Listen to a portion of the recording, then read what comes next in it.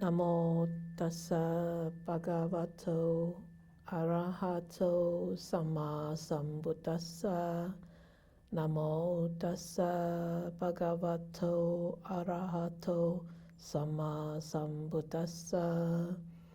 Namo tassa bhagavato arahato samma sambuddhassa. So,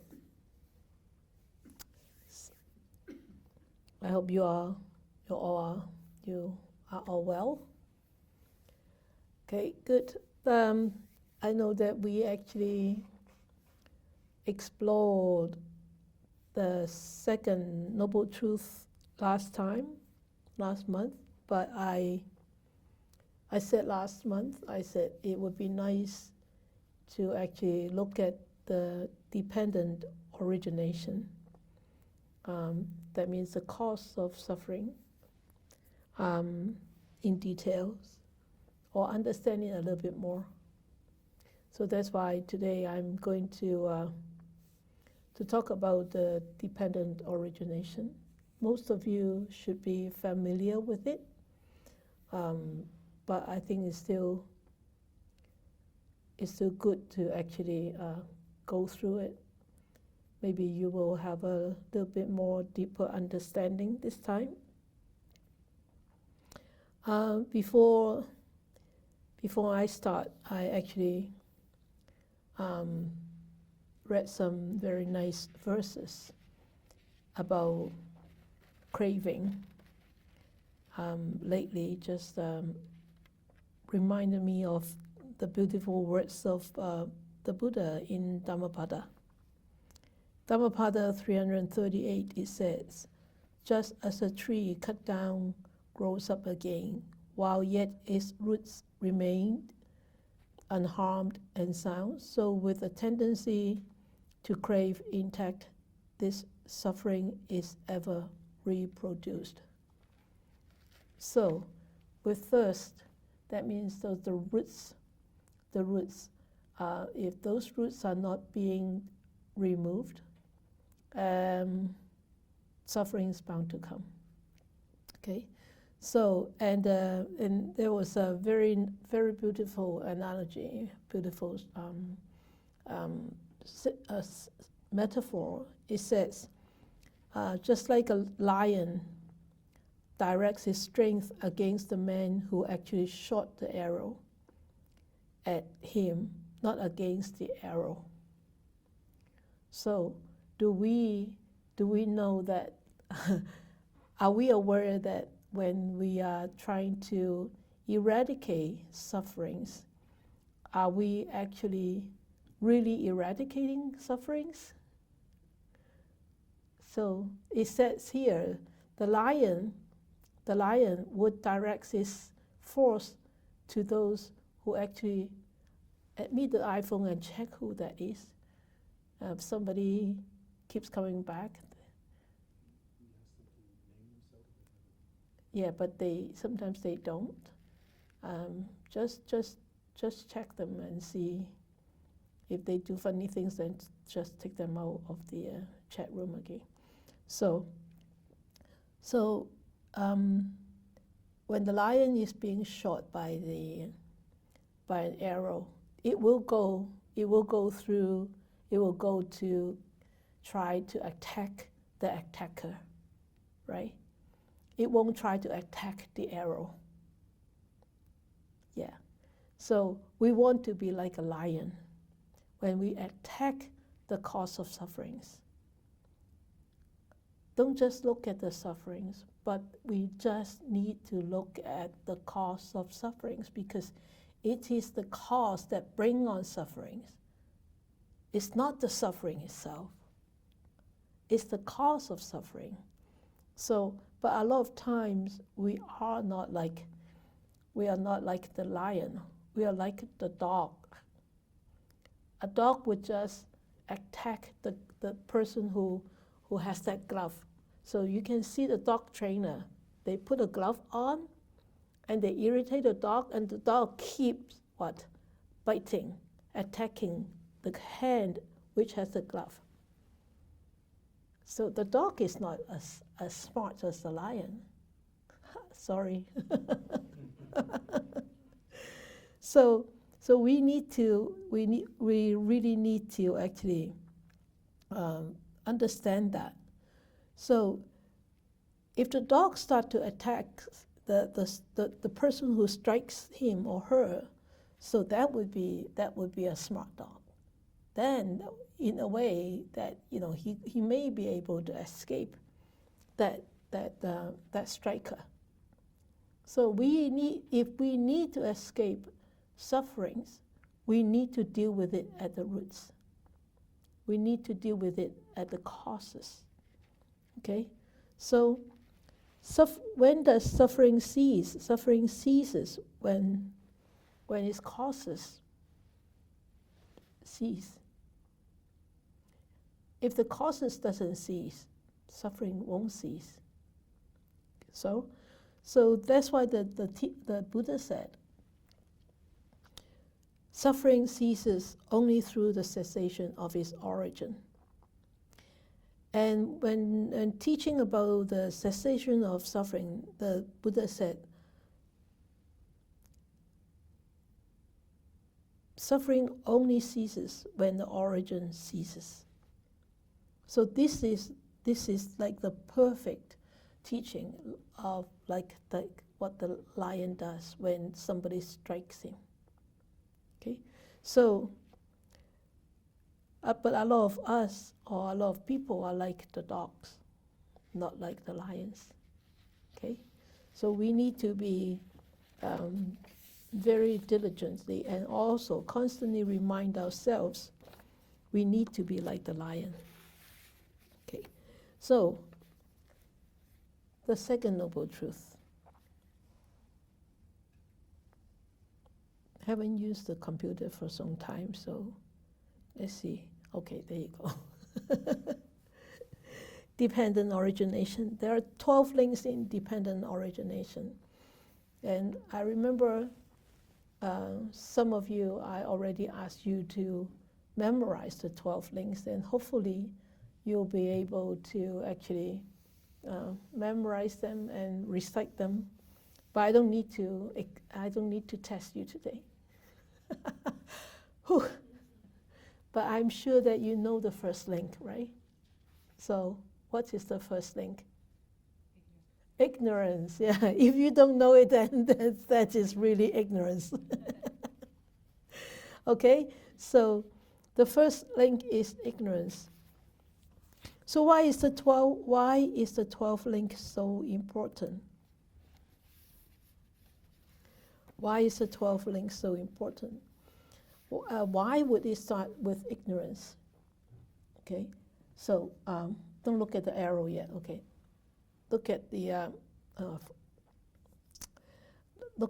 one at almost 1 o'clock or 12, between 12 and 1. That is the first link, is ignorance. You can turn your body so that you don't have to turn your head like that. You can just, tonight is the setting is not really good for sitting, listening to lectures like that. So ignorance. So ignorance is the opposite of knowledge. Ignorance in Pali term is called moha, M-O-H-A, moha. And the Buddha said the mind is like the sun or the moon. The knowledge that the mind has is like the sunlight or the moonlight.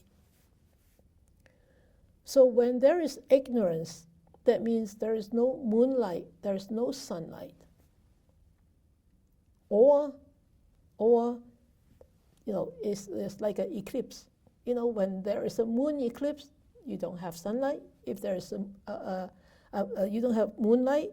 When there is a sun eclipse, you don't have sunlight. Right? So that is ignorance. So there is no lights at all. So remember last time we talked about thirst. How many types of thirst do we have?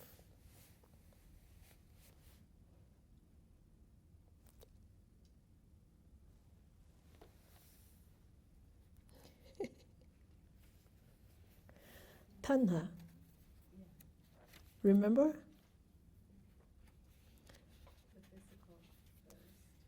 Thirst for sensuality, right? Thirst for identity. And thirst for form, and thirst for formless. Remember? Okay. You don't. So remember it this time. So, similarly, there are 4 types of ignorance. So, ignorance that blinds one to the truth of suffering. Ignorance that blinds one to the cause of suffering. And ignorance that blinds one to the truth of cessation. And ignorance that blinds one to the truth of the path. In other sense, what is ignorance? In one sentence, summarize what I have said just now, please. Ignorance to? Great. Well done. 4 Noble Truths. Ignorance to the 4 Noble Truths, right? So the whole chain of dependent origination is actually helps one to finally break down and finally conquer ignorance. But when we are born, we are already born with ignorance.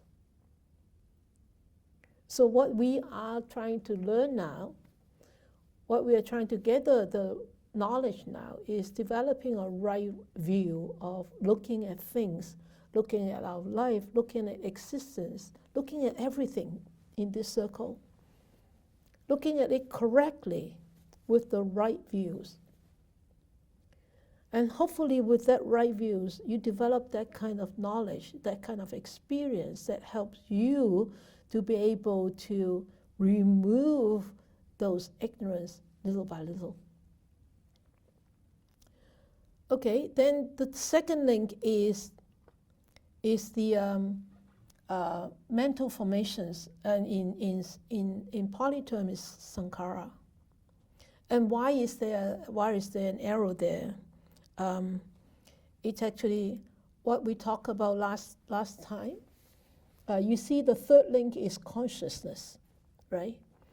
What we talked about the last time when somebody asked questions about MAID, M-A-I-D, remember? I talk about consciousness. And here is about the relinking consciousness. Okay.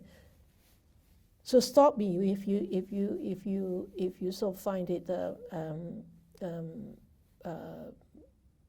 you can understand. Just stop me and then see if I can explain it further, okay? So this relinking consciousness, what is this? So it actually links the past life with this life.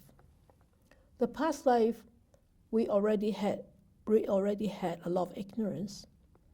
And then, because of ignorance that arises mental formations, the sankhara, how would you put that into terms that can easily understand? A dog has quite a bit of ignorance, okay? Say, for example, Goldie. Goldie, I always tell her a sermon.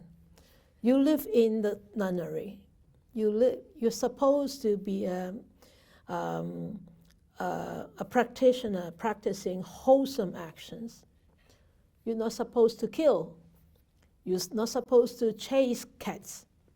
You're not supposed to play with those moles and throw them around. You know, kept telling her all this. Would she understand? She doesn't know what you're talking about. She just look at you. Yeah, everybody was saying, look at her. She understands. She's looking at you, Sifu. No, she doesn't understand. If she understands, she will stop.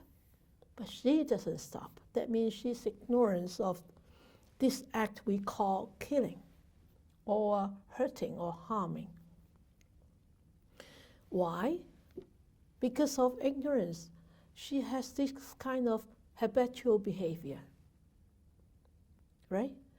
So a dog has habitual behavior to chase cats, especially with husky, right?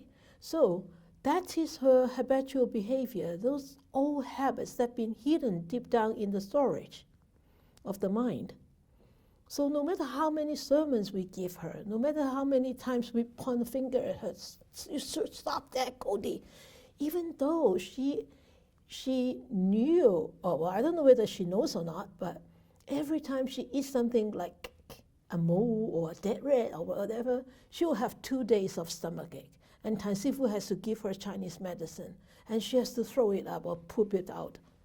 Would she remember that she has eaten such and such thing, and she ended up with such and such stomachache? She wouldn't. Why? Ignorance. Old habits. But we human beings are different. We know we can change us, whether we are willing to change, whether we are able to change. Sometimes we are willing, but we are not able. Why? Because we are not strong enough. We are not mindful enough. We are not willing to. I'd rather be like this than that. It's too much work. During this past meditation retreat I had, one day I asked myself, why you keep doing this? You have been a nun for 32 years. That's long enough. And you come to meditation like this, and the body is so tense, and the body was so tense, and there's so much coming out, and sometimes it was just so difficult, and blah, blah, blah, blah, blah. And, it's all crazy thoughts. It's just ignorance. And I kept asking myself, why you keep doing this? What do you want to get? What do you want to be? And of course, I don't have any answers. I don't have a very good answer. I just say, yeah, you vow to do this, and you know that the Buddha's teachings are so precious, and you know that you have come out of a lot of sufferings, but still there are a lot of sufferings to come out. So you better keep doing it. All these beautiful stories that I kept telling myself, convincing myself. So at some point there was very strong ignorance there. That's why I asked my question. I asked myself a question: why do you keep doing this? This is really not an easy life, Really, isn't it? I mean, you look at us, that you think this is an easy life? No, everybody shook your head. It's really not an easy way to live our life, but keep doing it. It needs a lot of strength and perseverance and patience. So this ignorance is really pushing that sankhara, that mental formation. And because of that mental formation being pushed by this ignorance all the time, so it links to this next consciousness. So it's pushed us into this kind of new consciousness. So that's why it's called relinking consciousness. It links up the past life with this life. That's why it's called relinking consciousness. I forgot the Pali term. I think it's Patishampi, Samti or Sampi, can't remember. But anyway, it doesn't really matter about the Pali term. But it's called relinking consciousness. Okay, so what happens with this relinking consciousness? It starts this lifetime. Okay? So this consciousness, that means at that time shouldn't be pointing mental formations anymore. So it means that there is this rebirth that's coming. The rebirth happens when this mental formation kicks into consciousness. So where does it get the strength from? get the strength from all the past karma. Wholesome, unwholesome. Okay? So, when we talk about these mental formations, we need to also understand the 5 aggregates within this mind. Of course, this mental formations is from the past life, but when it kicks into consciousness, then it starts the whole cycle of life. And the whole cycle of life starts with material and mental. So that is the 5 aggregates. The material one is the form, and the mental parts is the feeling, perceptions, mental formations, and consciousness. So you can see that mental formations is actually very powerful. And so is the consciousness. Okay? So when we come into this lifetime, this consciousness, here means rebirth consciousness. The consciousness that links the past, the previous life with this present life. So the karmic force of the past volition effort will result in an initial consciousness of this present life, right? So how would this present existence arise from previous karma? A lot of people are very interested to find out. Why would I end up like this? I want to see why would she end up like this? Or what happens in the past life? That's why people go crazy, go to psychic and reading the, go to what card? Playing those tarot card? And trying to find, what's my previous life? Or when relationship goes sour, and they say, maybe if we go into the past life, we will be able to mend the relationship. Yeah, sometimes you will be able to. But in order to be able to go into the previous existence, one needs a very super power. We call it supernatural power. That means one knows the past life of themselves and of others.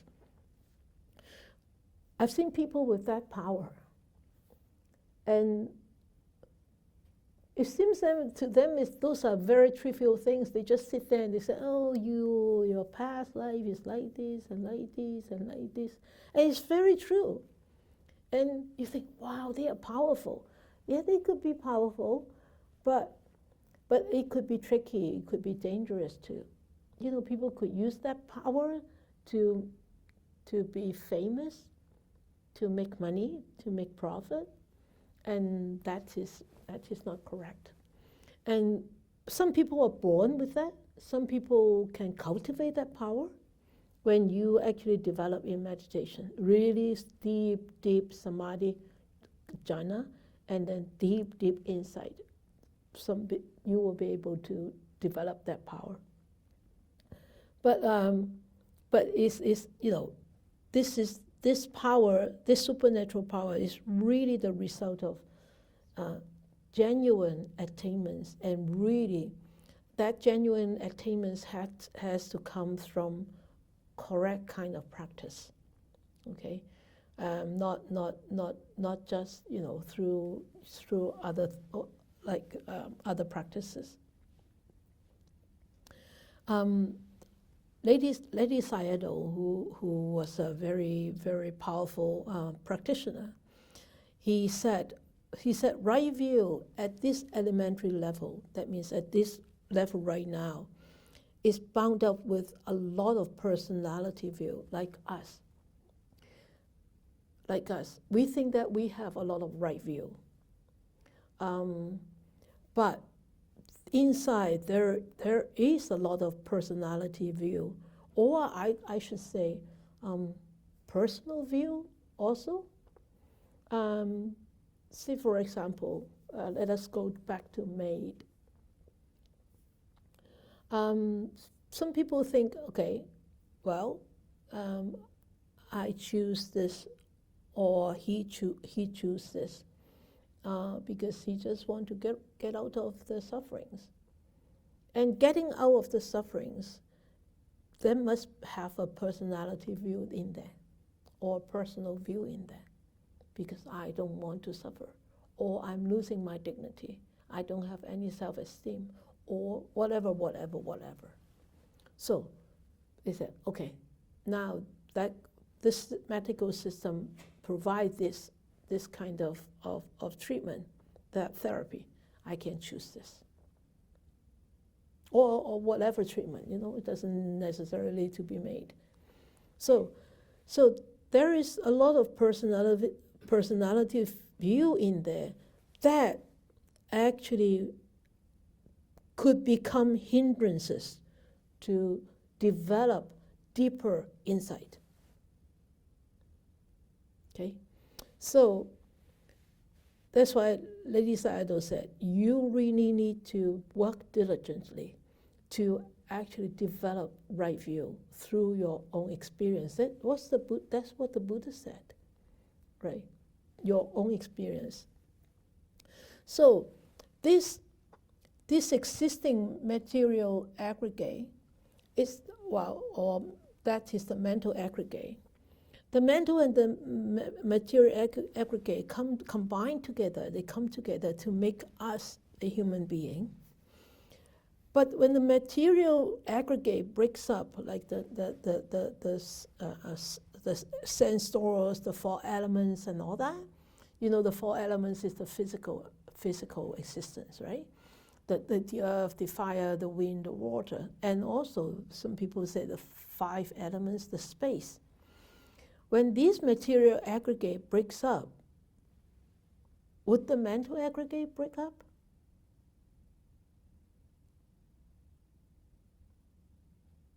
You should be able to answer this question. Would the mental aggregate break up? Anybody? Well, based on the links, no, because it's mental relations carry on. Exactly. Material aggregate breaks up, that means we die, okay? But the mental doesn't break up. If the mental breaks up, that means there is no more rebirth, right? So why would the Buddha said, past life, this life, next life? What goes on to rebirth is the consciousness, right? It's the mental aggregate. Okay, so this material aggregate breaks up. The mental aggregates take rebirth, but with a completely fresh material aggregate, right? Completely fresh, different form. It could be a cat. Goldie could be a cat next life, or Goldie could be an ego next life. Who knows? It's a totally different new material combination, material aggregate combination. Totally new. Okay, so do you think that when this material aggregate breaks up and then this mental aggregate takes rebirth, we'll be very close to our old body, to where we were? Not necessarily. So don't expect you will be reborn in Canada again, because this life you live in Canada. So if you read some wonderful, really near-death experiences or near-death experiences, or some books about past life regression, you will see a lot of people actually, when they regress into their past life, they speak different languages. They were wearing different clothes, or in their regression they will speak different language. They see a totally different world than the one that they are living in. So you can see from some little children, like they speak different dialects or languages when they never been exposed to those. Why? Because of the mental aggregate from the past life influencing this lifetime. Okay, so that is really the powerful consciousness. So when this rebirth consciousness is very strong and wholesome, then the rebirth will take place in the higher realms. If this is on the other end of the spectrum, then it will take place in the lower realms. So simple. Okay. So you can see from here, mental phenomena are really way much powerful than the material phenomenon. So when we look at then after this consciousness, then we look at this psychophysical phenomena we call nama rupa. Nama is the mental aggregates of feeling, perception, and mental formations. And then the mental aggregate of consciousness is really, really, as we read from Dhammapada, it is the chief, it is the leader, right? Nobody has the power more than this mental aggregate. So this mental aggregate really actually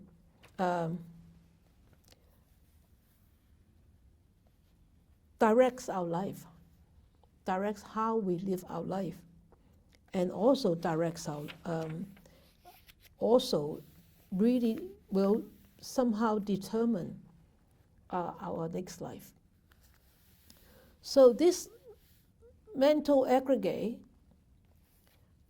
with nama rupa, the nama, the body and the mind, they arise whenever consciousness arises. Feeling, perception, contact, volition will arise simultaneously. And then this body, as I said just now, it has 4 elements, or you can call 5 elements.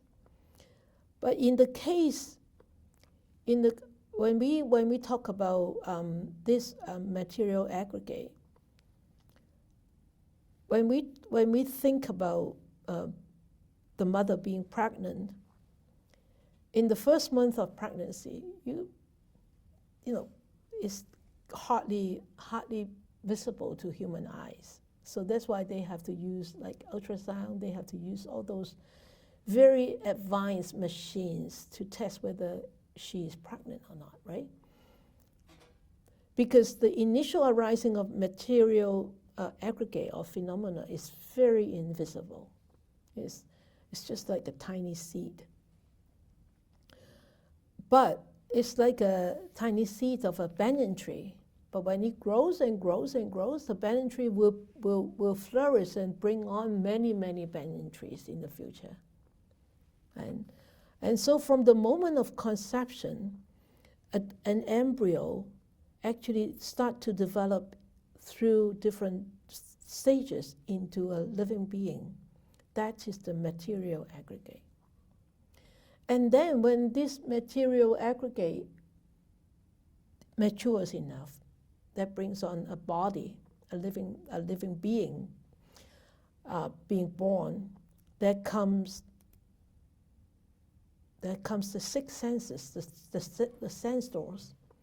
So we all know the sense doors are the eye, ear, nose, tongue, body, and mind. So these are the 6 sense doors. The first 5 are included in the material aggregate.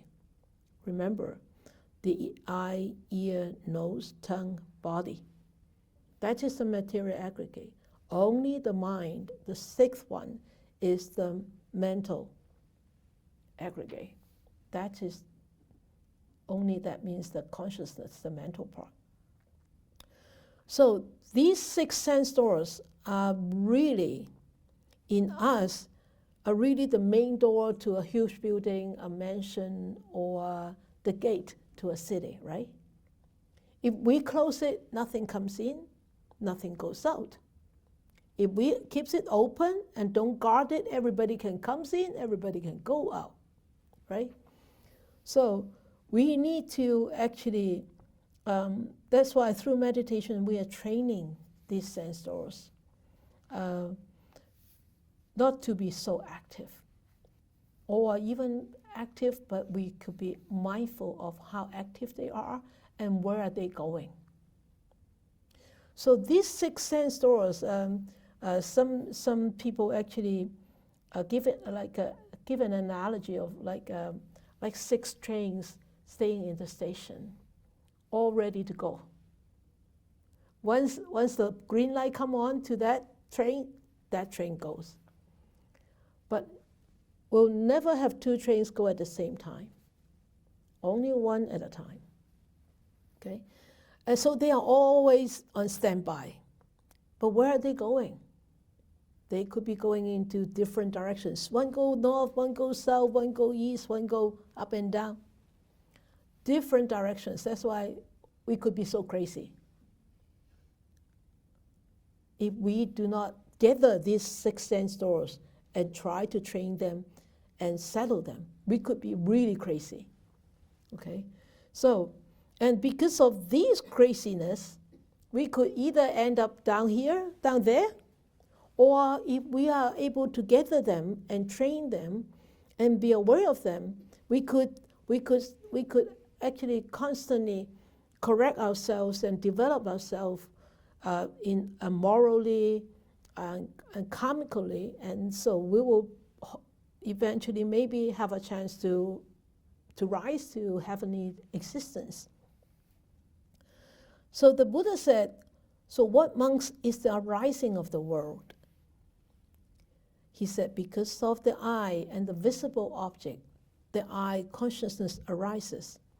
So the meeting of these 3, I, visible object, and consciousness, is here. Contact. Right? Faster. So the same with the other sense doors, okay? I'm just giving you an example of the eye. Or the ear. The ear, there's this ear consciousness, and then there's this sound, okay? And then there is this ear consciousness, ear and ear consciousness, and then the sound. Then these 3 together, then that is, they have a contact coming together. They hear, they smell, they taste, they feel, okay? They see. Okay, because of this contact, once we have that contact, that arises what? Feelings, Vedana, 6 o'clock, or between 6 and 7. So because of this feeling, this arises the whole mass of suffering. Why? Because the feeling could be pleasant, the feeling could be unpleasant. And when pleasant feelings, we say, oh, nice. Can I have more? Or unpleasant feelings, oh, not nice. Can you leave? A lot of times it's out of our own control. We cannot control when would pleasant feelings arise, when would unpleasant feelings pass. A lot of time we can't. We think we can. That is a wrong view. Okay, so that's why the Buddha said, because of contact, feeling arises, Vedana. And when there is feeling, that arises the whole mass of suffering.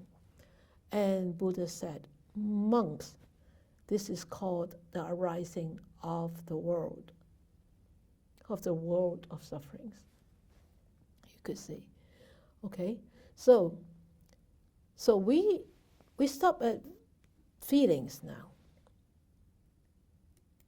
Let's see, okay. So stop at feelings. Yes. So this arising of as I said just now, the mental aggregate is just like one tiny seed. But the mental aggregate of mental formations are produced by this karma. And only karma will produce that existence at one time. So as I said, so like 6 trains going, waiting to depart, but only one can depart the station. So, for example, when this eye consciousness arises, then this eye contact arises.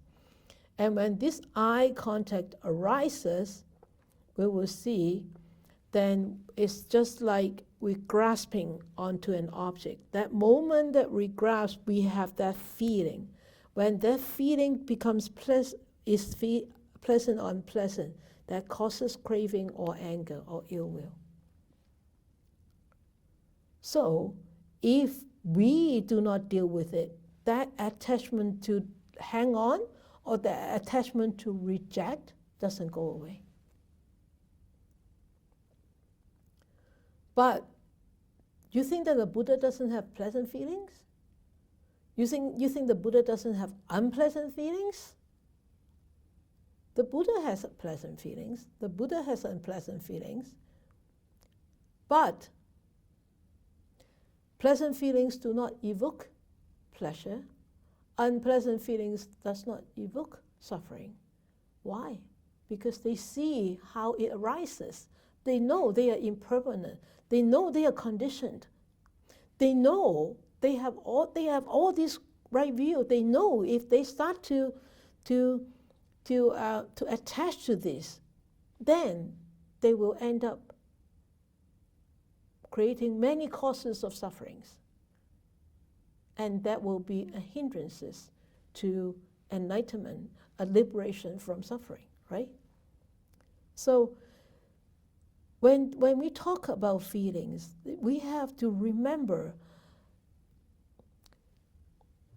unpleasant feelings is slightly better, because unpleasant feelings, who wants to embrace and hug unpleasant feelings?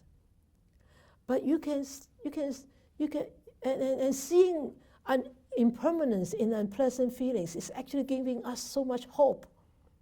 Oh, it will soon go because it's impermanent. The Buddha has to be right? And it will go away. It will disappear. Because that's what the Buddha said. I totally believe it. I have no doubt about this. But pleasant feelings, I tell you, is very tricky. Pleasant feeling is so tricky. It's just like a monkey wanting to get this wonderful, sweet,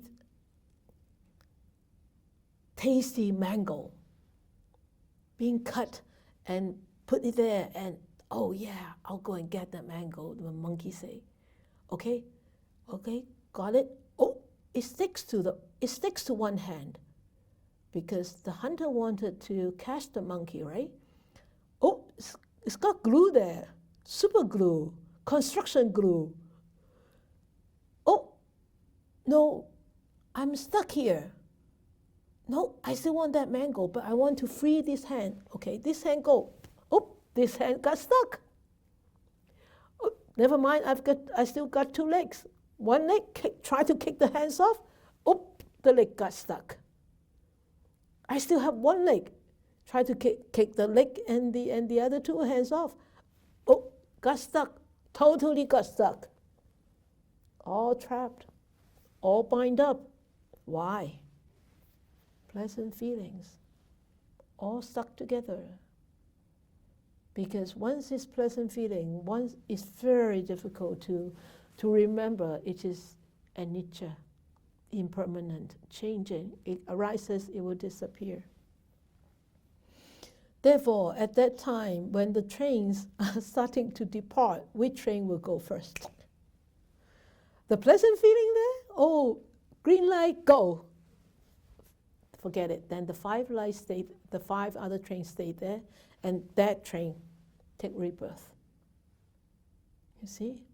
That train takes rebirth. So it really depends on which contact you have. So as I said just now, there are 10 wholesome traits, and there are 10 unwholesome traits. So the 10 unwholesome traits go for lower rebirth, and the 10 wholesome traits go for higher rebirth. So this from 6, that means feeling, craving, to 8, all the way to attachment, contact, feeling, and craving. These all actually create moral or immoral deeds, and these are all based on these 6 senses. Okay? Then we go to look at number 9. Number 9 is attachment. Because of these feelings, and then there is this craving. I want it, or I don't want it. I don't want it is also a craving of not wanting it, right? Okay, if we don't start to understand our lives by understanding these 12 links, naturally one will continue to carry these wrong views and personal views or personality view. And in all existence, whether in higher realm or lower realm, these causal factors will arise over and over again, over and over again. Okay? And that means we keep running over and over again. So this contact, the feelings, and the cravings are these 3 really strong factors that manipulate and beautifying our body. You can use an analogy like that. And craving and the attachments are really the bold banners, as some teachers would say. They are the bold banners of these adornments on the body. And this craving and the attachment, as we said last time, thirst. Craving for what? Craving for self, craving for formless, or craving for essential pleasure, craving for wrong view. These are all futile practices. These are all not going to lead you to a higher rebirth. Okay? So when we start to go into craving and then becoming, attachment, and then we will start to become. Definitely, right? We'll start to become. If like a pencil get blunt, then you put it into a pencil sharpener. It will become sharp. Becoming. So whatever you are in that contact, feeling, craving, and then attachment, then you will become something else, become somebody else. You change. So this karma thing on the active side will determines our next existence.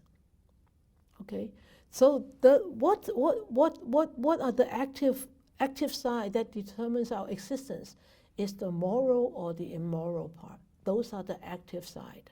And then the inactive and in the next existence is the passive side. Okay? So the rebirth to the heaven or to higher or to lower is the passive side of existence. The active side is our moral or immoral behavior. So when we become, eventually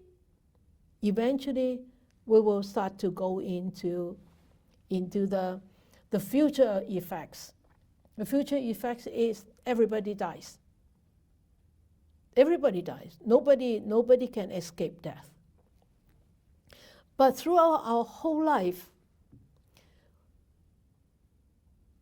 from we were young until we are teenagers and adults and old age, the whole life we are trying to prepare ourselves not to die, prepare ourselves not to die so soon. Right? We're spending all our energy of trying not to die, not to age, not to get old, not to be ill. Right? So why are you taking all those medications? Because I don't want to be sick. I want to live on. That means you don't want to die. Right? Or you don't want to suffer on the process of dying. So remember, this birth means that we are taking a new existence from this existence. This is a continued existence. So death is inevitable. Okay, so when this dies, we have a totally new sets of 5 aggregates. So right here on birth and death. So birth is alive, death is totally perish, aging is decay. Isn't it?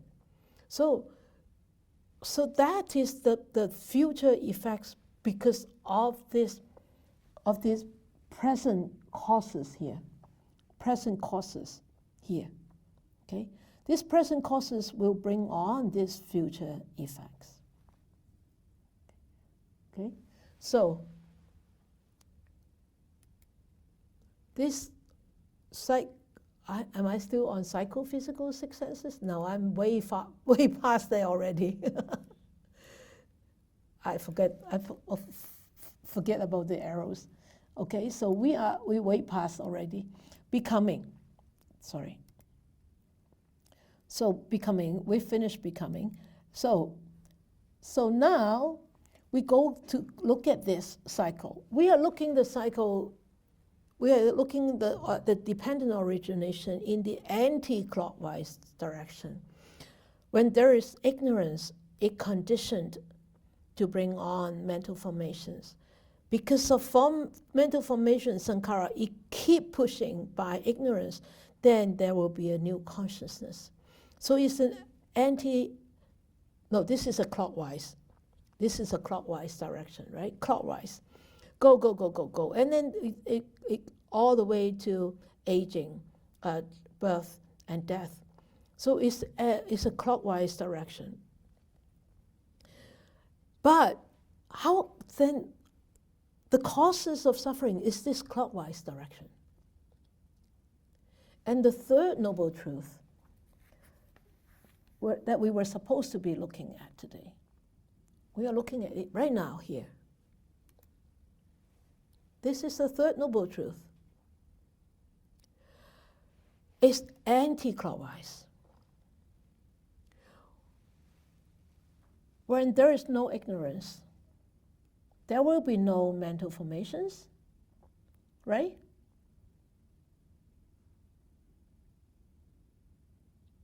Right? You can look at it that way, or you can look at it from the feeling. For example, feeling. When we do not react to pleasant or unpleasant feelings, stop craving or rejecting, then we stop there. When we stop there, then we will have no craving, right? Because if we don't crave, then whatever pleasant, unpleasant feeling doesn't matter.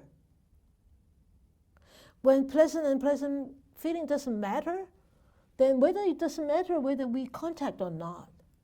Even if we contact, it doesn't matter because we don't react. Right? So, in order to really eradicate sufferings, we need to go anti-clockwise. And it's really not easy to go anti-clockwise. Why? Because ignorance and mental formations are already the past 2 causes from past life. There's nothing we can do about it. We are born with it. We are born with a lot of old habits in the mind. We are born with a lot of ignorance. Yes, we can open up our mind and be less ignorant. Yes, that will take eons of life, but we can be patient. No problem. But those are the roots. Those are really deep roots. So our past deluded thoughts, actions actually create this present existence. But who create them? The ignorance and the mental formations. So what happens after death? Rebirth follows death. So how can we come out of it? We either come out of it at ignorance, we either break the cycle at ignorance, we don't have any ignorance at all, then this cycle won't start. It won't push the sankhara, it won't push the mental formations, right? But is it possible? No. It's not possible yet. It's possible with Buddha, but not us. Okay? It's possible, maybe a little bit, tiny droplets. Can we stop death? We can't. So we cannot stop there, right? So we cannot discontinue over there. Where can we discontinue? Where can we break out from this cycle? See that? Contact? Really? You lock yourself up in the cave? Up in the mountain? You hate yourself. You still have contact with your mind. Feelings. You agree to? What were you going to say? Yeah? Yeah? Oh, I was just agreeing, I think. Oh, you were just okay. Feeling versus that feeling. That's one way. That's the path, really. That's why some meditation teaches you to observe the feeling the way it is, observe how it changes, and try to correct our sankhara, our mental formations, this life mental formations. Right? You look doubtful, Laurie. You know, I'm just having this circular conversation in my head about this whole thing that I always end up doing. So I keep, thanks, Kwok. I keep thinking about it, it's sort of too practical. It's like, well, we need to be careful what we come in contact with, and if we can. Yeah, but you cannot avoid exactly totally, right? I know, but because it's out of your control. Yeah. Yeah, you try to stop the contact, and you close all the windows, you close all the doors. When people knock on your door, do you open the door? Is it no? Sometimes. No, I'm not going to open my door. I don't want to see anybody through my eyes. But you hear the knock. Yeah, of course, yeah. Right? So I was sharing my experience just now with this long course. I was in a cell on the top floor, and then on day one, it constantly had this duck, duck, duck, duck. And I said to myself, you are a seasoned meditator. You can handle this sound. And it keeps going, duck, duck, duck, duck, duck, duck, duck, duck, duck, duck, duck. And I thought, well, the morning went by, the afternoon went by. In the evening, it stopped. I said, wow, it stopped in the evening, so nice. So next morning, I went back into the cell, 12 hours a day, sitting in the cell, right? I mean, about 12 hours, about 11 hours. Then morning sit, 6 o'clock is still okay. 8 o'clock, duck, duck, duck, duck, duck, duck, duck, duck, duck, duck, duck, duck. Oh, it would be nice if it is symphony, but it is not symphony. It's like something dropping, keeps constantly, continuously, constantly dripping. Or just like a fan needs oiling, it go. Oh, darn, I said, am I going to ask the teacher to give me another cell? I was struggling. Am I able to overcome this? I can't. I can't shut my ears. My ears constantly go to the sound. And that constantly go to the sound disturbs the stability of the mind. And so the mind gets a little bit agitated, irritated, and it's come back again. 5 minutes in a... So eventually I wrote a note. I said, can I have a cell on the bottom floor? And after that, there was no sound. But people opened up my cell doors, scare me off like crazy, because they were looking for bigger cells, because it was such a small course. And I think they were very mature students, like 30 days course, right? How can you go and open up each cell and check the cell? My cell door was open twice. It scared the hell out of me. Because you never expect your cell door will be open in a long course like this. And, oh, sorry. And even talking, right? It was so funny. But anyway, so we cannot stop contact. Sorry. Obviously. There was no contact for me in my little cell, but there was this sound. So this contact, because audible sound, and my ear and the ear consciousness, so there is contact, right? So you cannot stop unless, even though one is blind or deaf, they still have contact. So if we really would like to find a way out, I think we have to start at the feeling part. I think the feeling part is the most realistic part. Okay, and I think it's the easiest, a little bit easier part. There's nothing easy. Yeah, of course, it's nothing easy. Yeah, but at least it's doable, right? So remember the 8 factors from in this light gray consciousness all the way to aging. Is these 8 factors.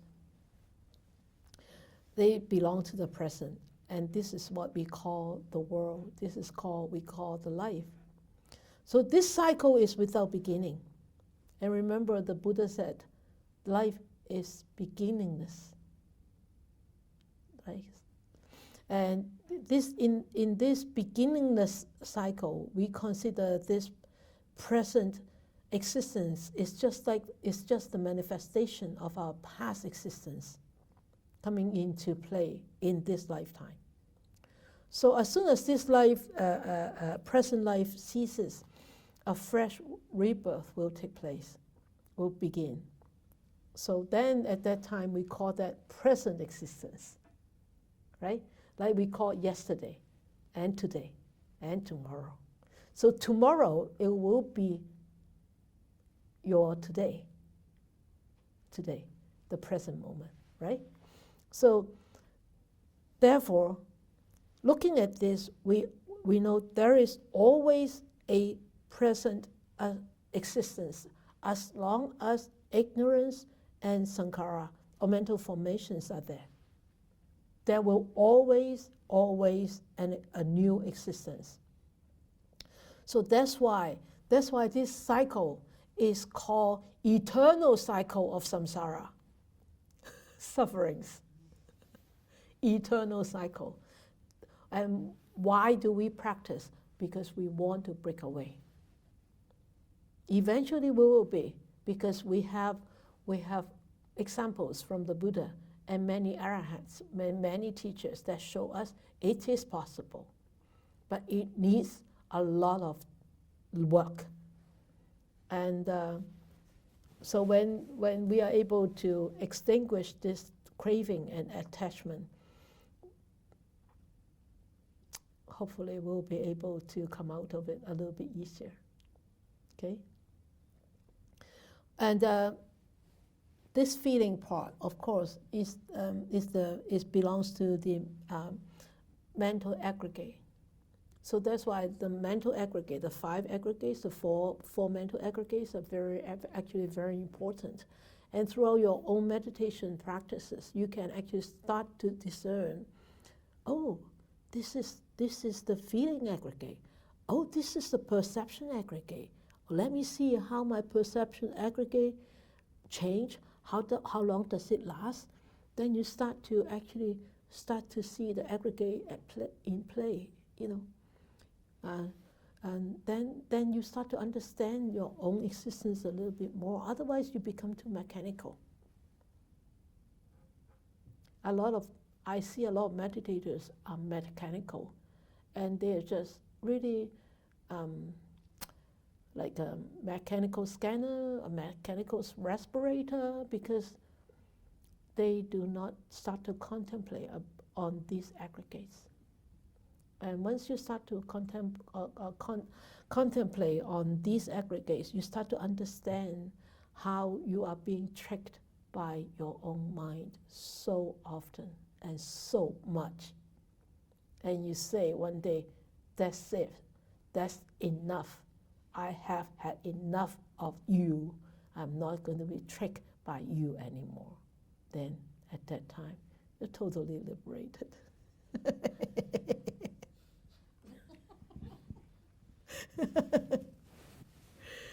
Okay, so I know it's a lot in there, but it gives you a review, a refreshment. Sifu, I remember way back when you taught this the very first time, and it was with this book. I remember being so confused. Yeah. And I feel like I thought it was doing better. Do better. At least I remembered ignorance. But however, every time you do teach it, it does make more and more sense. More and more sense. Yeah. We really need to keep the correct view of our life, looking at our life using this 12 links all the time, all the times. Then you develop this right view little by little, little by little. And hopefully then, you know, by the time we die, we won't be so attaching. Hopefully we don't attach when we live, you know, but at least when we die, we don't attach that much. Otherwise, it's going to be not a very pleasant rebirth. Mm-hmm. But you would know, you know, if we end up being a pig, we would know. We have had a pleasant life last life. This life is a pig. We would know. I mean, she would know what she was before. She would know. So just be happy whatever life that you have. Being a dog or being a pig or being a human being. So, but remember, ignorance has always been there, but with the right view, because we can cultivate right view, right? We can constantly change our way to look at things. And we can constantly enrich ourselves and reach the understanding of the Buddha's teachings ourselves over and over again. That's why studying and practicing is so important. They go together.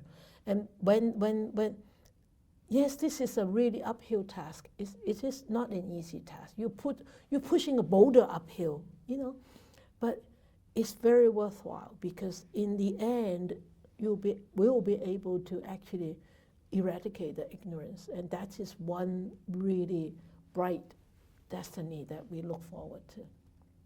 Okay, without this uphill fight, we won't be there. We can get there. Yeah, Varsha. Sifu, so my question might show a complete lack of understanding of what I just heard you say tonight, or it might be inappropriate. I'm not sure. I can maybe understand the present effects and how we can work on diminishing our feelings, our cravings, our attachments in this present life. Mm-hmm. I'm wondering about that storehouse that we're bringing with us. Like, how can we hope to The storehouse. that, like the mental formations Yeah. that we bring with us? Yeah. I can hardly even fathom coping with what's in front of me in the present life, and to think that there's something deep down in our sankhara that we're bringing with us. Like, how can we look at that? You're looking at it through everyday's life, contact feeling. So it's coming up. Of course. So if Of I course. deal with what's in front of me right now, Exactly. then I'm You're dealing with dealing what's with- I've brought Yeah, with me. yeah. Okay, phew. I thought there was like another layer there that I had to like, when do we get that? Okay, Oh, there are thank many layers there, you know. Yeah. It keeps, each layer keeps coming up and peel off, and then another layer comes up and peel off.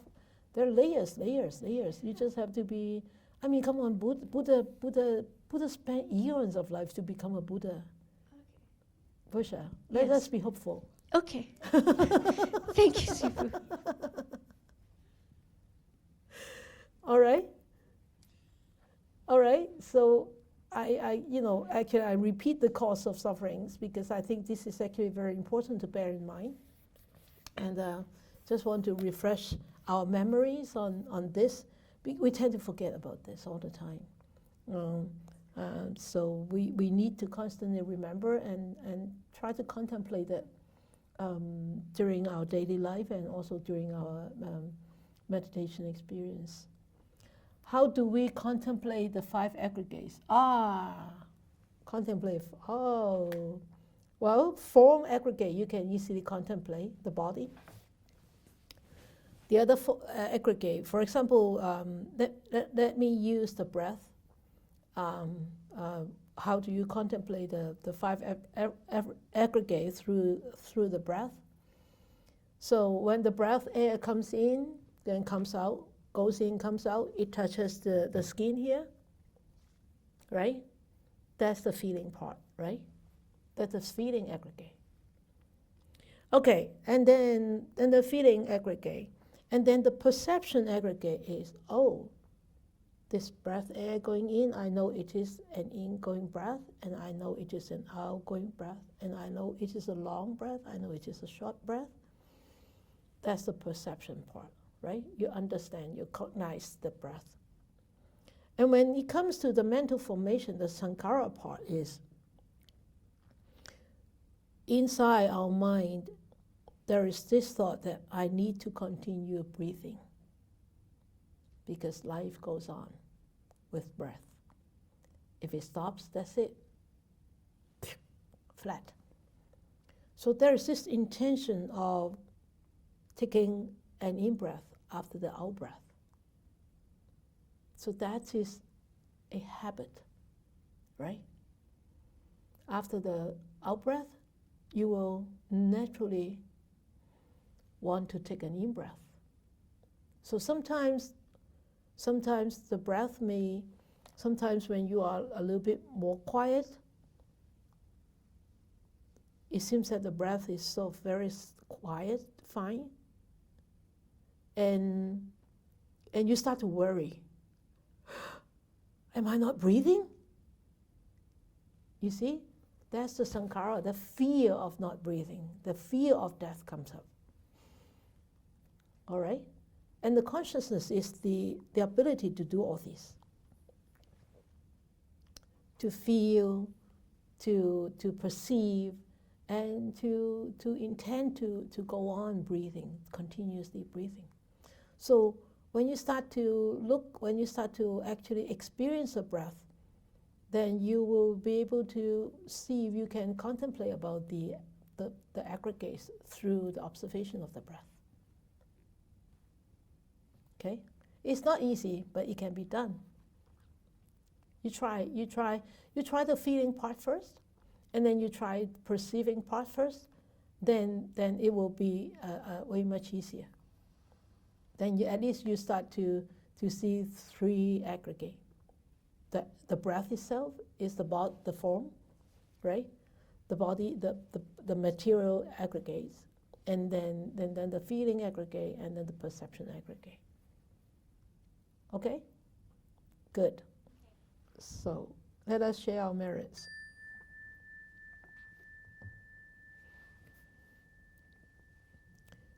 May we share our merits with all beings. May all beings be happy, be peaceful, and may more and more people will encounter the wise words of the Buddha, study them, understand them, practice them, and help themselves to be liberated from all the sufferings and be ultimately free and happy and peaceful.